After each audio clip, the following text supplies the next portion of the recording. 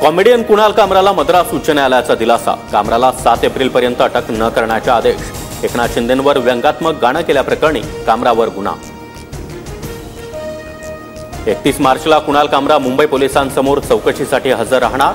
कामराला मुंबईत येऊन कोर्टात रीतसर जामीन मिळवणं आवश्यक। यापूर्वी दिलेल्या समन्सवेळी कामराची अनुपस्थिती। वकिलाकडूनच प्रशांत कोरटकर हल्ल्याचा प्रयत्न आणि शिवीगाळ। कोल्हापूर कोर्टातून कोठडीसाठी घेऊन जात असतानाचा प्रकार। शिवीगाळ करणारे वकील पोलिसांच्या ताब्यात। न्यायालयात हल्ले होणं असंविधानिक। ॲडव्होकेट गुणरत्न सदावर्तेंनी प्रशांत कोरटकरवरील हल्ल्याची निंदा केली। सदावर्ते मुंबई उच्च न्यायालयात तक्रार करणार।